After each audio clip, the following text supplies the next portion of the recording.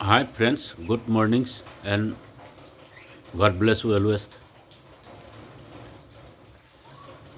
আজিকালি কিছুমান মহিলাৰ ক্ষেত্ৰত দেখা যায় যে যেতিয়া এগৰাকী মহিলাক জন্ম ঘৰখনৰ পৰা আন এখন ঘৰলৈ বিয়া দিয়া যায়, সেই ঘৰখনক মানে আপোন কৰি নলয় বা প্ৰাধান্যও নিদিয়ে বা উন্নতিৰ ক্ষেত্ৰত সহযোগিতাও আগ নবঢ়ায়, তেনেদৰে দেখা যায়।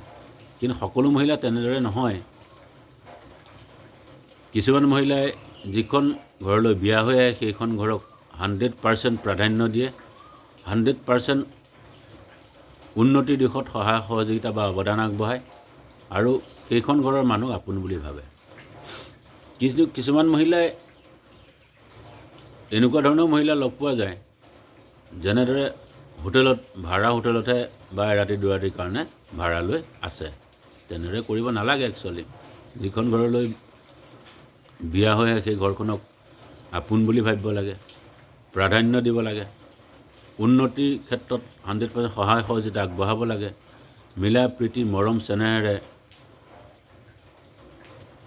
থাকিবলৈ বা চলিবলৈ যত্ন কৰিব লাগে। আৰু কিছুমান ছাৰ্ভিচ কৰা মহিলাৰ ক্ষেত্ৰতো দেখা যায়,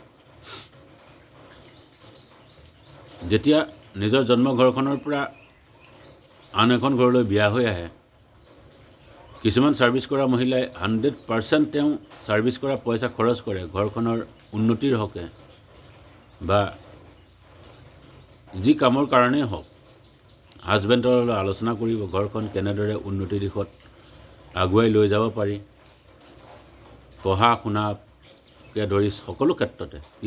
কিন্তু কিছুমান মহিলাৰ ক্ষেত্ৰত দেখা যায় যে ছাৰ্ভিচ কৰা মহিলাৰ তেওঁ মানে ছাৰ্ভিচ কৰা পইচা যিখন ঘৰলৈ বিয়া হৈ আহে সেই ঘৰখনত খৰচ কৰিব নিবিচাৰে। সেইখন ঘৰত এনেকুৱা নিচিনা দেখা যায় যে 10 টকা খৰচ কৰিলে মাথা বেয়া হয়, কিন্তু নিজৰ যিখন জন্ম ঘৰ সেইখনৰ ঘৰখনৰ কাৰণে লাখ টকা খৰচ কৰিলেও একো আপত্তি নাই। কিন্তু বিয়া হৈ আহে বেলেগ এখন ঘৰলৈ, কিন্তু প্ৰাধান্য দিয়ে নিজৰ ঘৰখনৰ কাৰণে, নিজৰ ঘৰখনক আপোন বুলিয়েই ভাবি থাকে, উন্নতিৰ ক্ষেত্ৰত সম্পূৰ্ণ সহযোগিতা আগবঢ়ায় আৰু ছাৰ্ভিচ কৰা পইচা সম্পূৰ্ণৰূপে খৰচ কৰিব বিচাৰে। তেনেদৰে কেনেকৈ হ'ব? নহ'ব। তেনেদৰে হ'লে আৰু কি হ'ব?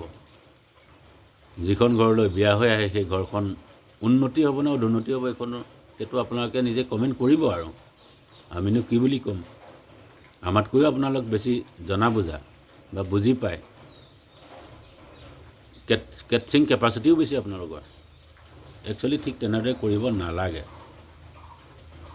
যিখন ঘৰলৈ বিয়া হৈ আহে এগৰাকী মহিলা, সেইখন ঘৰক আপোন বুলি ভাবিব লাগে, প্ৰাধান্য দিব লাগে, উন্নতিৰ ক্ষেত্ৰত সম্পূৰ্ণ সহযোগিতা আগবঢ়াব লাগে, নিজৰ হাজবেণ্ডৰ লগত মৰম চেনেহে মিলা প্ৰীতি আলোচনা বিলোচনা কৰিব লাগে, ঘৰখন কেনেদৰে ডেভেলপ কৰিব পাৰি। এই আৰু কিনো বুলি ক'ম। বাই।